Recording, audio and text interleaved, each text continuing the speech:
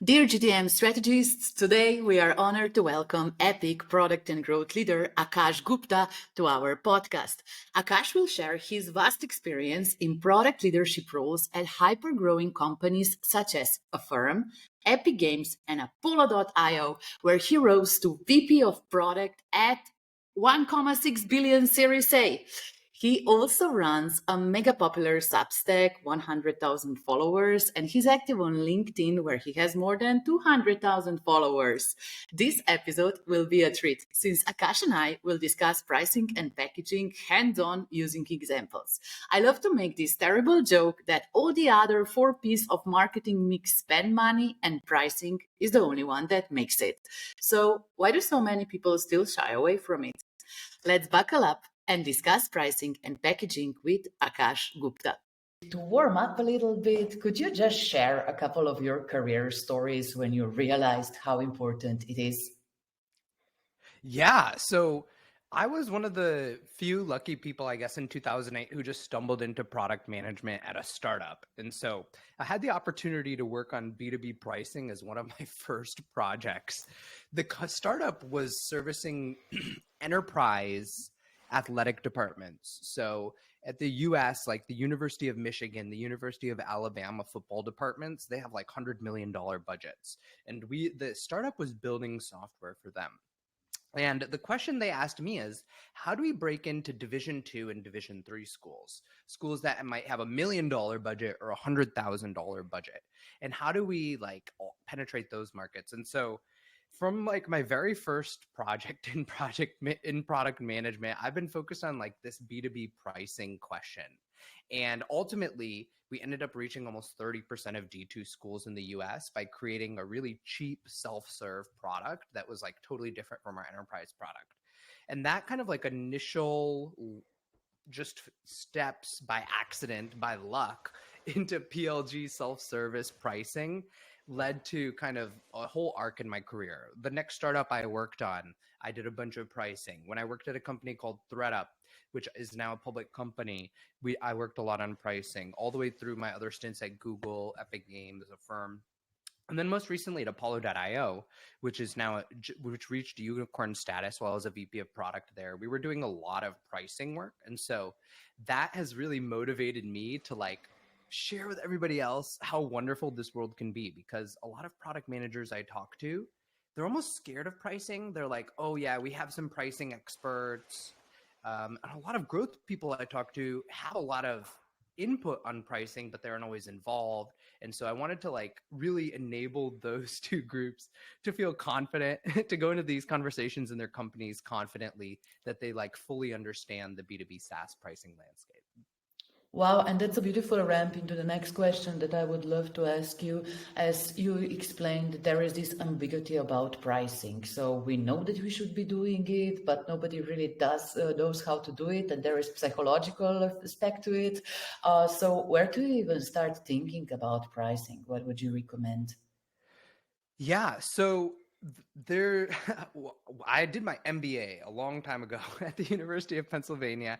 And one of the interesting things is that, like, in the Pricing 101 class, they share, like, you want to set your high end and your low end for pricing. And a lot of people think about that. And so they just get stuck in that Pricing 101 where they're like, okay, the high end is how much value I deliver to the customer, and the low end is how much it costs me. I have cost, I have value. I'm going to do cost plus pricing somewhere in the middle. Maybe I'll map out where the competitors fit. Like, that's basic pricing. What I would say is kind of like just throw that out. Everything you've learned about, anything you find on the web about basic pricing, anything that's coming from a business school, just throw all that out. What I would focus on is like really thinking about B2B SaaS pricing as it's just its own unique world and topic. And so where I would start if I'm somebody who's thinking about B2B SaaS pricing is what is the current best in class, and just go study those best in class companies, because it turns out they're all doing very similar things. If you go look at a Canva, if you go look at a Notion, if you go look at a Figma, what are the commonalities between all these companies? They all have a very powerful free plan. They all have multiple paid tier options afterward that scale in a per seat model. And they all tend to have an add-on as well that they can like further monetize. And so this is kind of like the playbook, and that add-on tends to be usage based. So what they've had is like a seat-based pricing with like a usage-based add-on with a free trial. And so like if you then start with this as your basic building block, you can start to think about, how does this apply to me? And you might get into this, you might say, well, we're not even going to be a subscription. Then you're like in the 10% of companies that are on a subscription, and you can start to study those best in class companies. But most likely, if you're doing B2B SaaS, you are going for that subscription. And in that case, then I think you can start to answer the questions around those three components I talked about. Trial, like how are we handling trial? Free plans and tiers, how are we handling those? And then add-ons and usage-based pricing. So those are like the three topics that I would try to cover. This is super interesting because for me, pricing is something which is very intimate question. But what you're saying is like either forget everything that you learned in B school, so never cost plus, but nevertheless, just like this notion of taking inspiration from best in class, it's kind of confusing to me because, I am very much prone pricing experimentation, but as if I have this almost a bias that you should still be thinking about added value and value exchange with the user. So could we dive a little bit deeper in just like different pricing strategies so that we don't encourage our listeners to just like go and copy Canva's pricing page? Yeah, I think that after you study the best in class, you actually do want to create a differentiated strategy of some sort. So it is like a really good exercise to think about who in the company that is purchasing is getting the most value, because a lot of companies have this disconnect between the buyer and the user. And that makes a lot of problems. So that's like one of those first fundamental principle questions that you want to think about. And let me be like super clear about this. So let's take like just the Apollo.io example so that we can talk about it with like a very specific case. So the people who get the most value out of Apollo.io are the sales development representatives. These are people who are making phone calls, emailing people, doing cold outbound sales.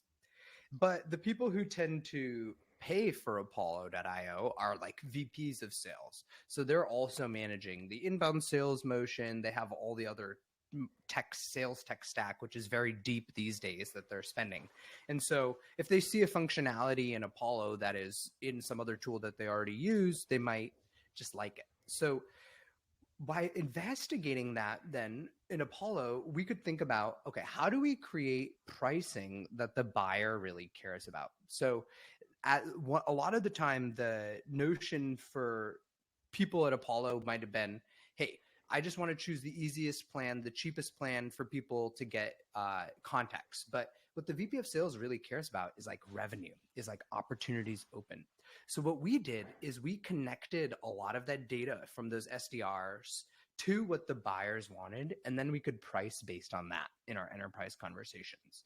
And so I went through this whole detail just to say, like, that was basically a deep study around who the buyer is and what they care about and what the disconnect is from our user, informed all the deviations from the best practice. And I think that's kind of the best way to go. So another company that people might be studying right now is like Hey.com. This is by Jason Fried, who created 37 Signals and Basecamp. And Hey has fixed pricing. It's like not subscription.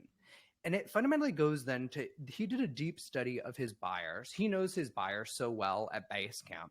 And a lot of them are totally frustrated with per seat pricing. And so he's studying them. He's thinking about, okay, what is the value for users? The users, they can get an 80% quality product. They don't actually need a 100% quality product because the buyer's a different person. And the buyer's need is this, they hate the subscription. So generally by solving these buyer problems, thinking about it this buyer user lens, that's how I find like the best companies are making decisions. They're not like trying to redefine or reinvent B2B SaaS pricing. There's only so many options out there. So it might feel like you're copying from the best, but I would say it's more like looking at the options that have been tested and proven successful and choosing between them.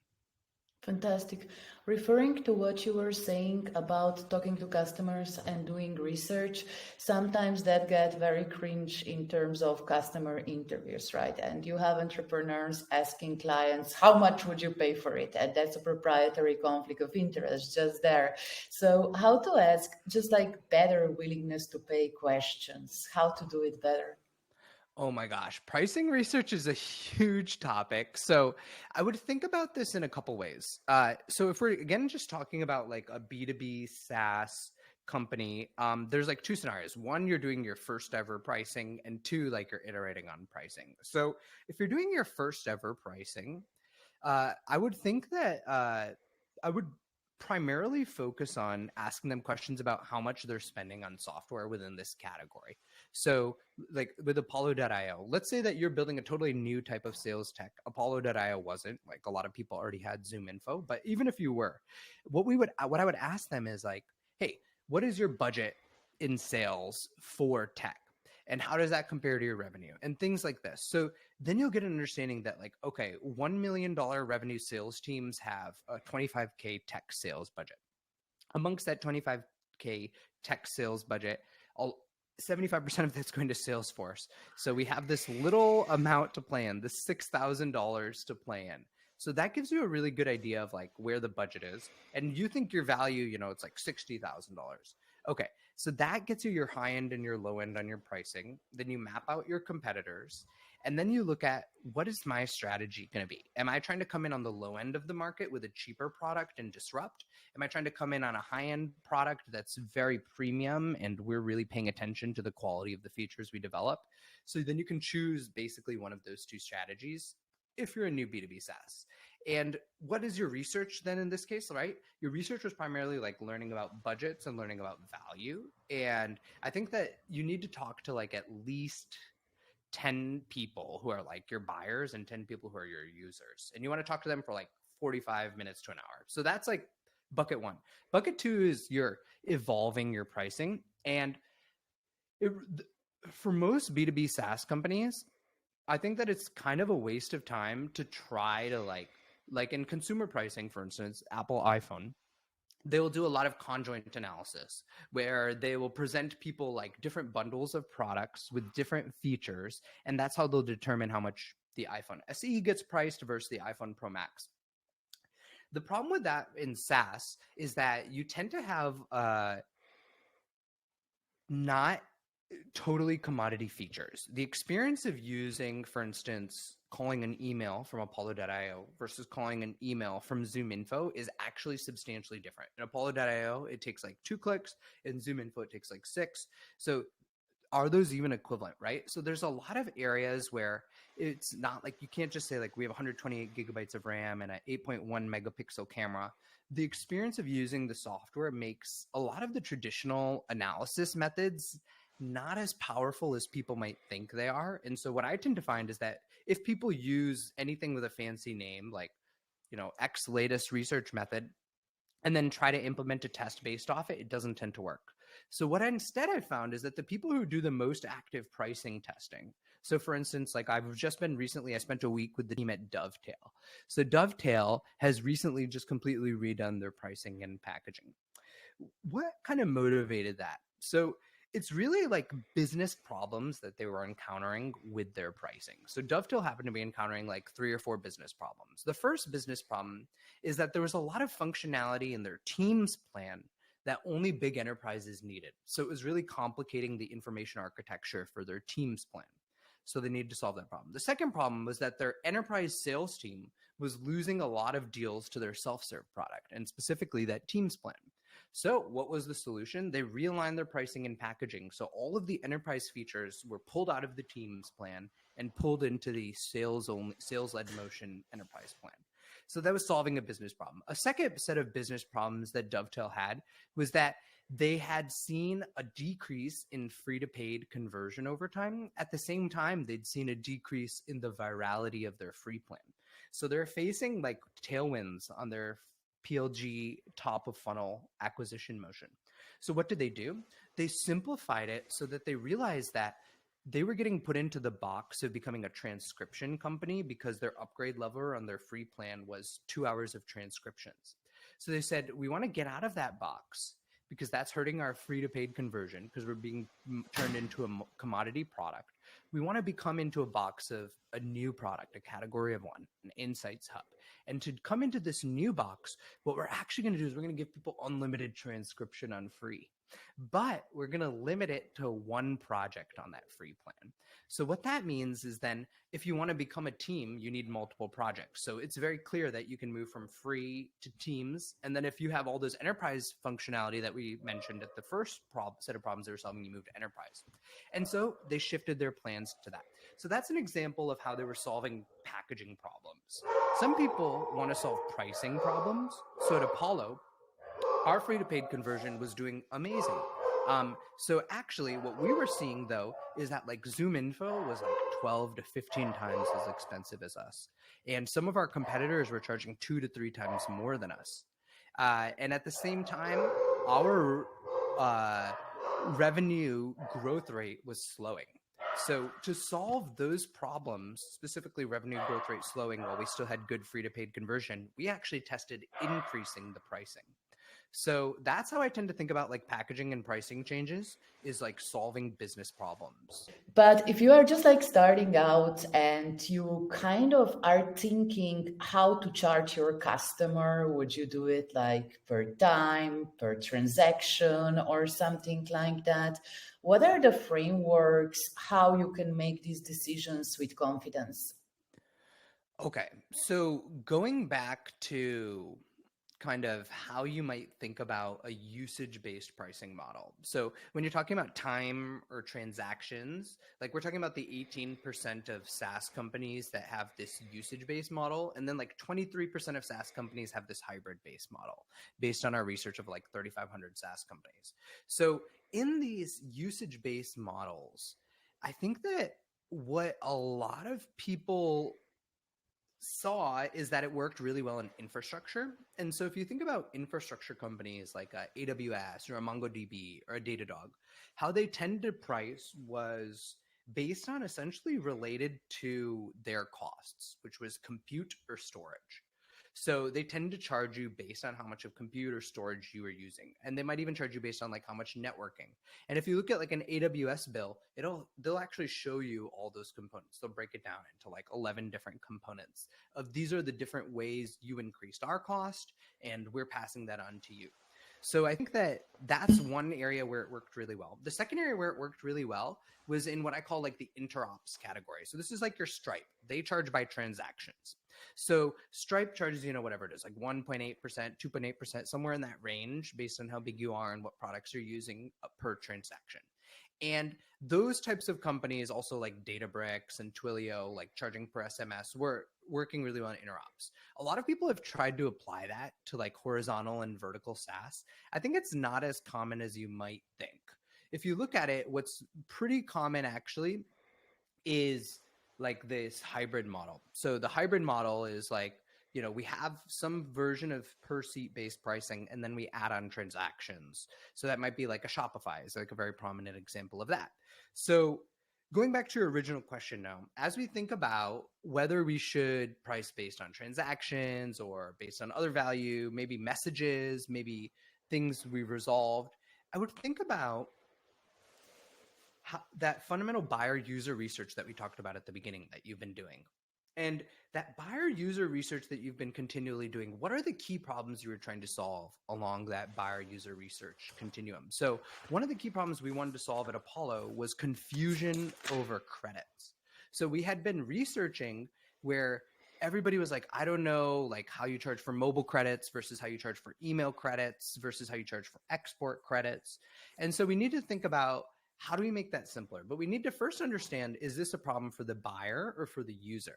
And we realized like on the user side, the users actually understood how the credits work because they're living in the product day in, day out. On the other hand, the buyer, the person who's making the decision, has absolutely no idea.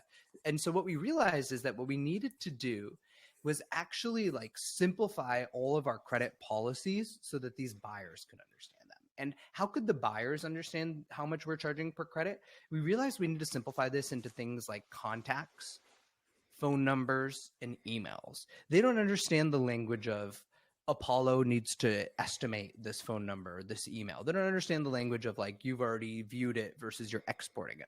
And so what we did is we simplified our policy in order to solve that like very specific problem of buyer credits by simplifying the language and then simplifying what it meant for users. And this led to a huge increase in the amount of people buying credits from us. So ultimately, that's an example. Another example I might give is like at Scout, my very first example, I talked about the D2 companies. So we're trying to figure out, do we charge them based on how many recruits they have or based on how much data they're taking up with us? And so ultimately what we did is we went with the hybrid model where we charged for how many recruiters that they had, how many people they had on their service. And in that model, we had a cap on how many recruits they could have. So in the first one, we said like up to 1,000 recruits. If you want to pay for 10,000, you can pay for more. If you want to pay for 100,000, you can pay for more. So how did we get to that? It was about basically understanding what could we communicate to the buyer that they would understand. And so that's the commonality between the two stories, Apollo, Scout Force, whether you're iterating or you're going 0 to 1. As you're choosing your vector, think about what you can communicate to the buyer. Super interesting. And it made me wonder about just like these, let's say, usage attempts, because sometimes if you are charging me per seats, I could be sharing this access with 5 other colleagues or something like that. And I mean, users get creative, right? But if you kind of have these value classes, the speculation no longer pays off that much. So yeah, I mean, also how users are sometimes misusing the existing pricing and just like tweaking accounts a little bit could be hugely informative and just like making sure that we are making these decisions with more confidence. Very cool. So when it Yes, comes to like at price, Apollo, we had a lot of abuse. We would plug abuse like regularly, and that would always improve free to paid conversion. Like, people might be abusing the free accounts. Like we have 100 free contacts. They might create 100 accounts in order to get 10,000 contacts.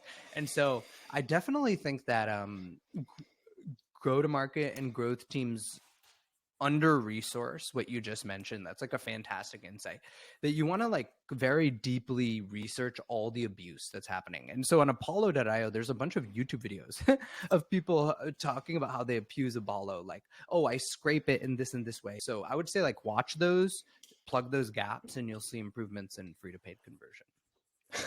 when users get creative. Super cool discussion. Okay, when it comes to pricing and packaging, you said that simplicity is practically the name of the game. And it's so connected with like the way how we value and make decisions. Because sometimes if I cannot decide just like how much is it going to cost me when I'm reviewing pricing pages, I literally have very little attempt to talk to sales or something like that. So I just need to be framed somehow in order to expect like, is it for me? Is it within my price range or something like that? Let's move the conversation towards the numbers that we put in our pricing and packaging. And do you have any experience, any like very interesting cases that you can share in terms of pricing signaling? Yeah. So in general, it depends who you're selling to. So in the piece, we researched about 1,000 people. We got them to give their data on their average contract value. And then we sorted that by the size of companies. So what we found is like seed companies, they have like a $20,000 average contract value. Expansion companies, which are like 1 to 20 million ARR, have a $32,000 average contract value. Growth companies, which are like 20 to 100 million ARR, have a $44,000 average contract value. And then once you get above 100 million ARR, we see like a $55,000 average contract value. So what's the trend? Like as revenue increases, we see the increase in average contract value. And also goes to your point that you mentioned, like you don't always want to talk to sales. you only will see that behavior usually with small and medium business buyers.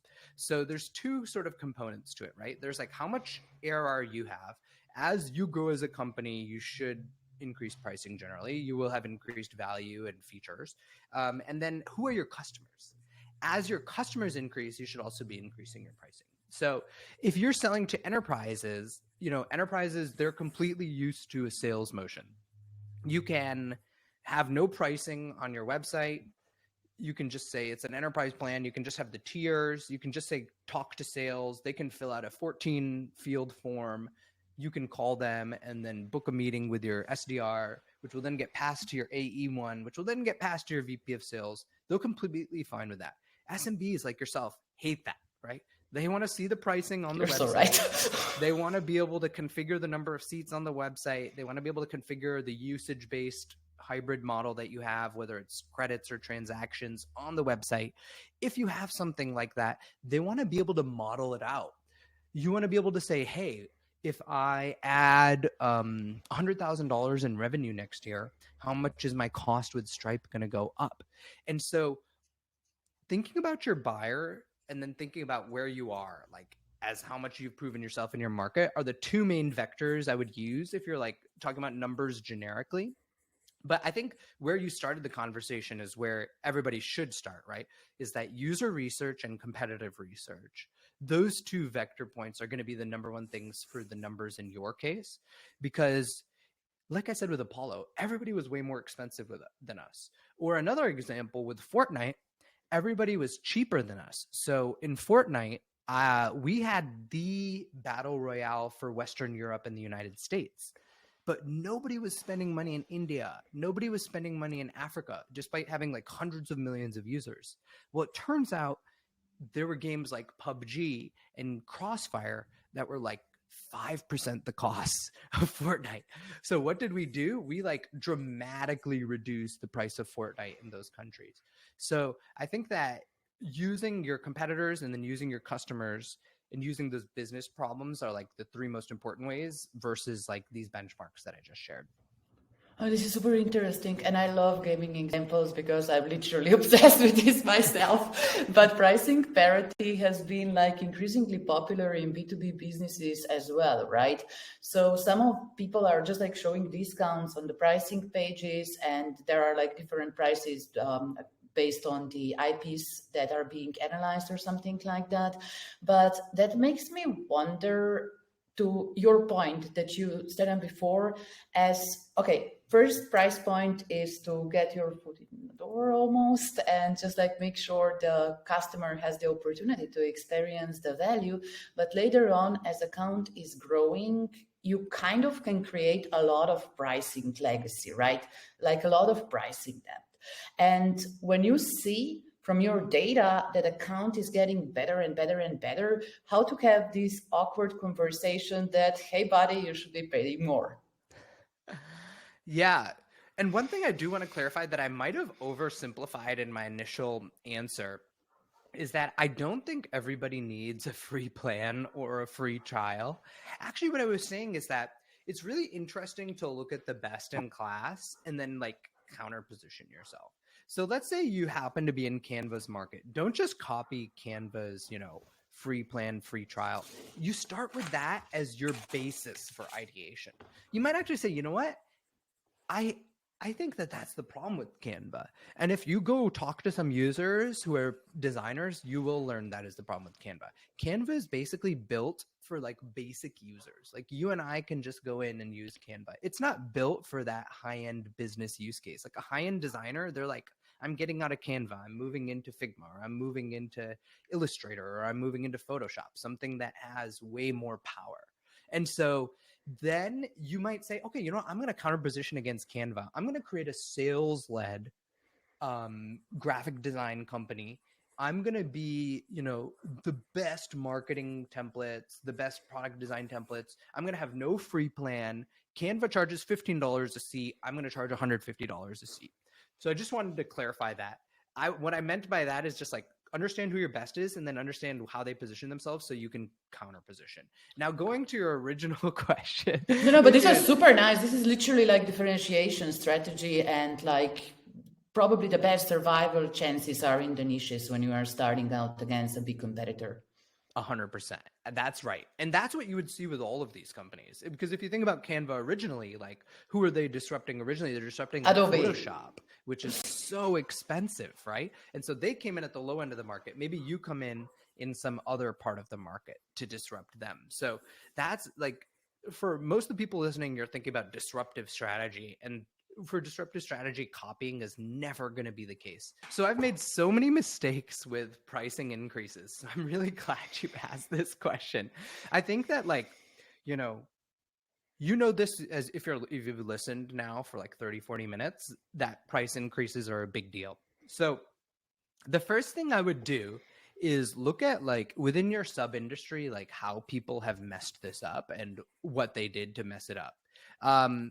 Within the Netflix example. So back in like 2016, they decided like for the first time to raise their prices from like, I think it was like $9.99 to $12.99 in the US. Now it's like $21.99. So everyone listening to these prices like, what? That's cheap. But back in the day, and they ended up having like one of their worst quarters ever. And it was because they hadn't created the expectation with users. They had basically like created the expectation with users for years and years that they were going to keep prices the same. Now look at what Netflix recently did with their pricing around password controls.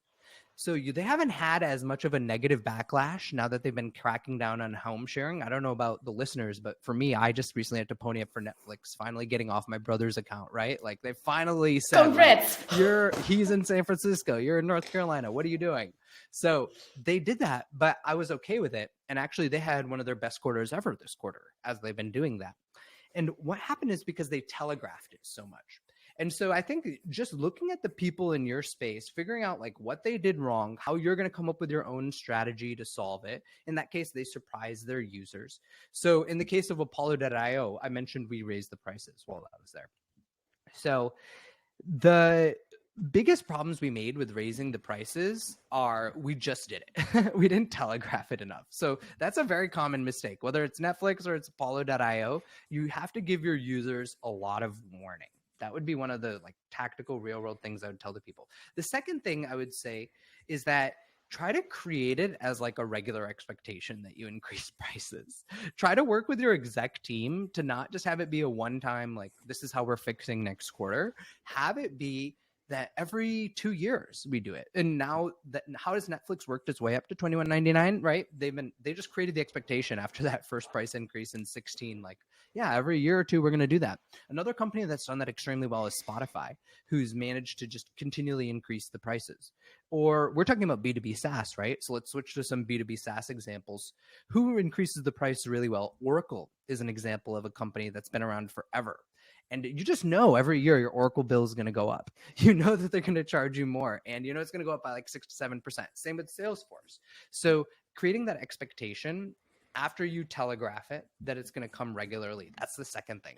The third thing about price increases is think about testing it if you do have a PLG motion. So at Apollo.io, we didn't just roll it out, actually. We did run it as a test because what you might find is that the decrease in like free to paid conversion or plan mix overwhelms your actual price increase. And we actually did that. So we left it on for 90 days. We looked at the 3-month retention after running our price increase test, and we slightly moderated it back a little bit. So we ended up finding like a halfway point. And so that's an example where like actually doing the testing, waiting the whole 90 days till you get your retention data to come back, then making a decision or making an iterative decision on running another test before you increase your prices can be very effective. And a lot of people who are listening are going to say, oh, how can I just increase my prices on one user group or not? Yes. So there's a couple things you can do. The first thing, again, is to telegraph it to people. So if you look at Netflix, for example, they will telegraph in advance, hey, guys, we're starting regional pricing. We're starting by country pricing. This by country pricing is really going to be based on, the economic strength of that country. So like in India, Netflix is like $3, but in Norway, Netflix is like $29. So there's like a 10x difference in the price of the same product. And they have then created this regional pricing. The same thing I was talking about at Fortnite. We created this regional pricing. So what this allows you to do is do regional pricing tests. And what you can do is you can try to find, for instance, areas that respond really similarly to pricing tests. So at Fortnite, there's this added complication of what server you're on. So what we found is that the server in Western Europe and the server in US react really similarly to pricing changes. So we could run a test on Europe. We could tell Europe about it. We could tell Europe in advance about it. We could see the results. If that worked out, we could roll it out to the US. And that's exactly how Netflix handled its recent changes on password controls. We heard about it 2 years ago that they were doing it in Brazil and Chile. Now it's finally come to the US. So that's one area. One way is regional. A second way is to keep a lot of to build the technology to handle sessions for like 180 days, for instance. Like one of the biggest things that people don't like is that I logged into this product. 90 days later, I look at it and now it's 30% more. Or 90 days later, I look at it and it's 10% less.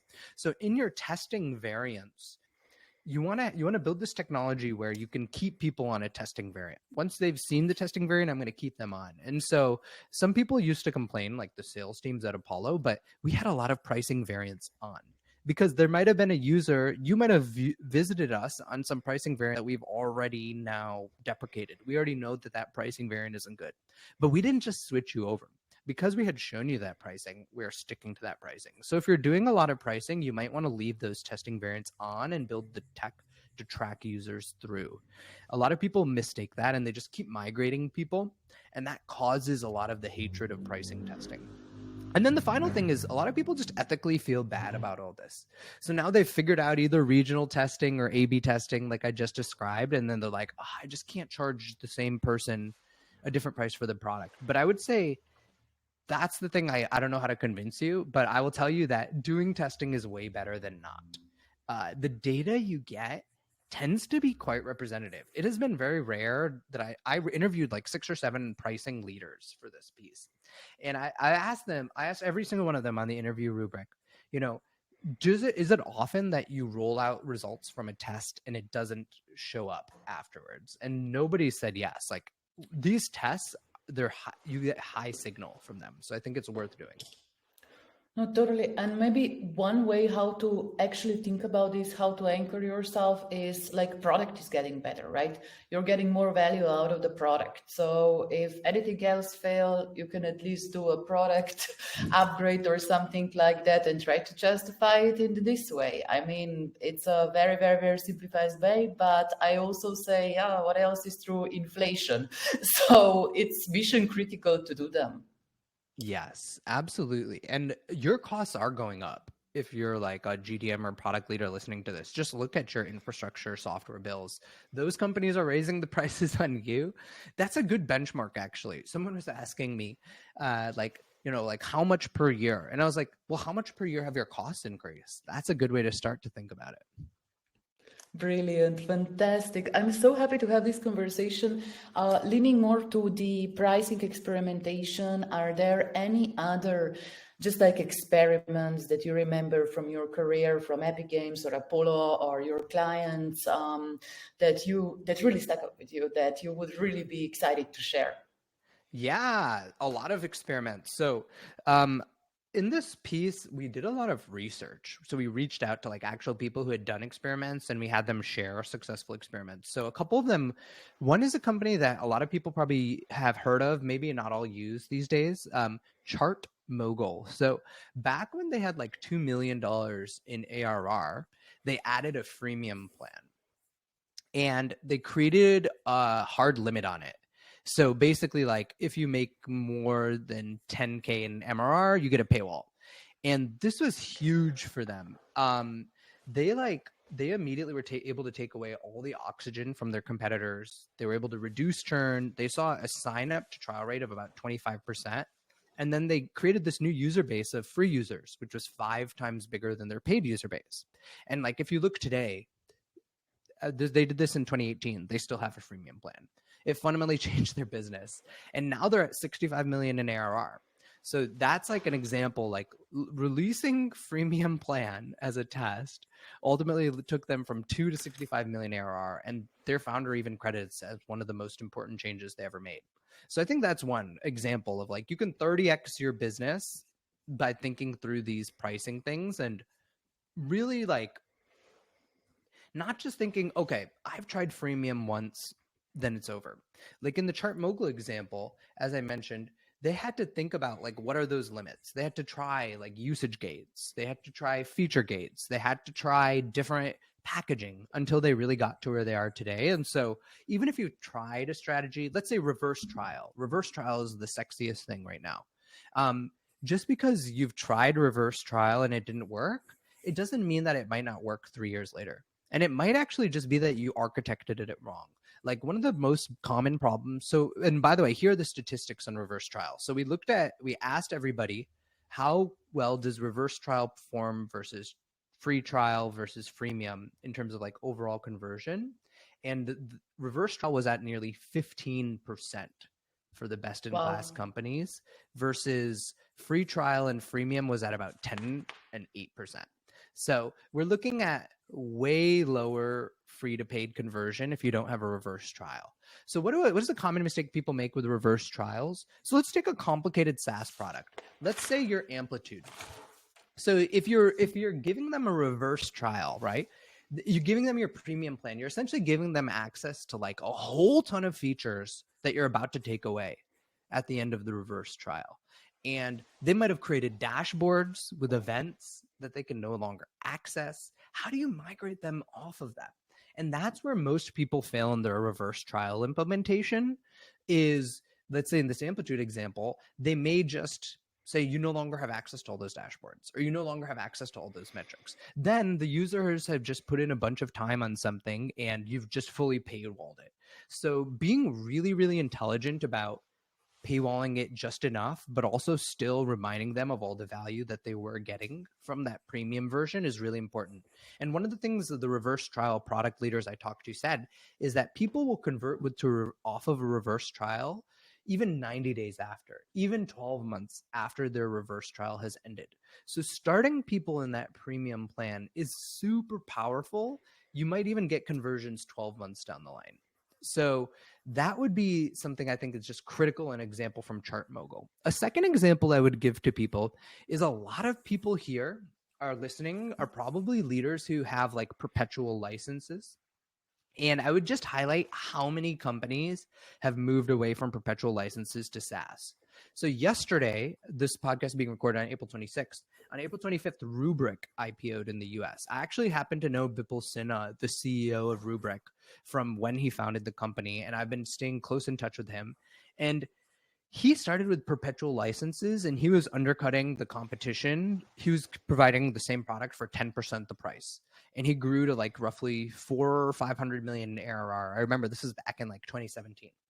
And then he realized like their product was 10x better at that point. Like before, the Rubrik product wasn't 10x better, but now it was. And so he could now move into the premium pricing. And so he shifted the entire company's business model to SaaS. And he was inspired by that because he had seen Adobe do it in 2013. He had seen other companies do it before that. Microsoft, Microsoft Office and Word. People who are older might remember, like, you used to buy those like Microsoft Word 1995 version, then 2000 version. You didn't have to pay them per month, but they had done that in like 2008. So all these product leaders have continually looked at companies who have made that shift, and they can make the shift. So that would say be another example. And then a final example I would highlight is a lot of people have like, let's say like 2 tiers to their pricing plan. So I would look at Notion. Notion used to have this too, where they had like personal, team, enterprise. Now they have personal pro. Now they have a fourth. And I think that adding a tier is super useful. So why did they add the personal pro plan? And what happened there? Basically what they realized is that there are a lot of people like me and Maja maybe who are creators who are finding a lot of value out of Notion and would be willing to pay a little bit to have, for instance, for me, I invite a lot of editors to my Notion pieces, but there's a cap on the personal plan. And I'm on the personal pro plan now. I wouldn't want to pay for the team plan because that's basically B2B company pricing. Like I'm a solopreneur. Like I don't want to pay for that, but I'm willing to pay for this personal pro plan. And so there's this huge benefit to adding tiers when you have different types of buyers, when you can categorize your ICPs into different segments like that, and you can build a package perfectly for that ICP.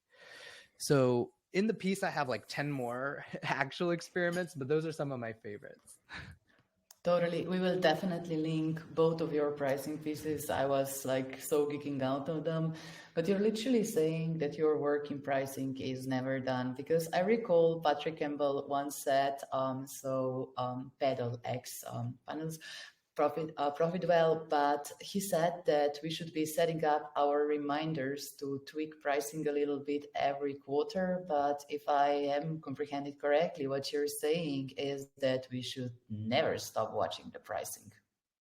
Yeah, there is definitely like a point of diminishing returns to pricing tests. Like I literally see companies going back and forth on their packaging a lot of times. I think like the notorious example of this is Dropbox.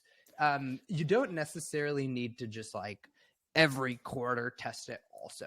I would just say like, so we asked every product leader, how often have you been testing pricing? We got over 1,000 responses. What we learned is that in the last 12 months, product leaders who are high performing companies, 50% changed both pricing and packaging, 25% changed pricing only, 3% changed packaging only, 22% did not change pricing. That 22% is the red flag group, right? Like you definitely in the last 12 months should have tried something with your pricing.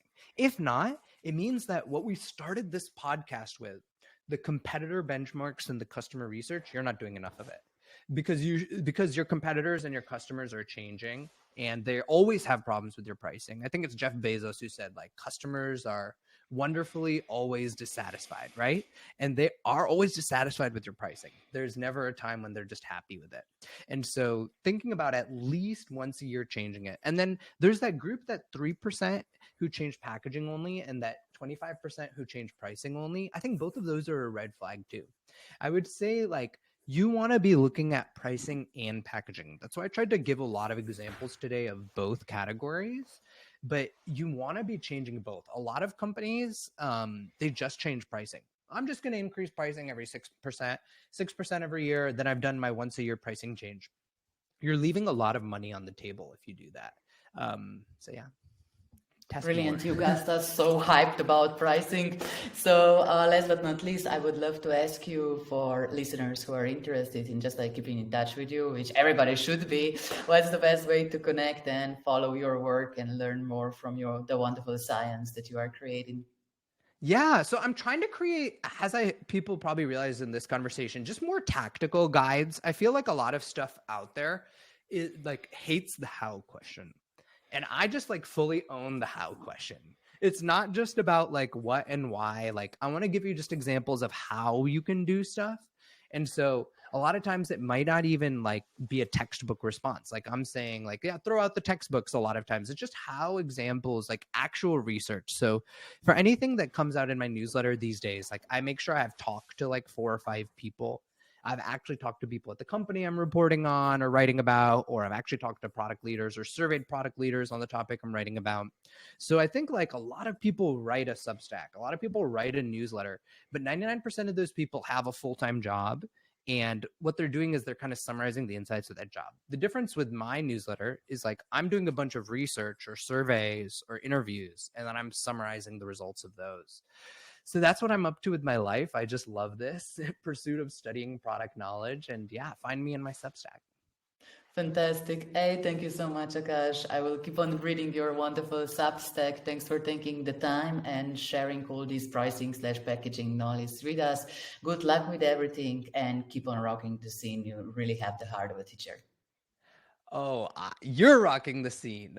For everybody listening, you're already a big fan, but yes, I'm like enamored by your content. So thank you for the kind words. And yeah, I can't wait to read more of your content as well.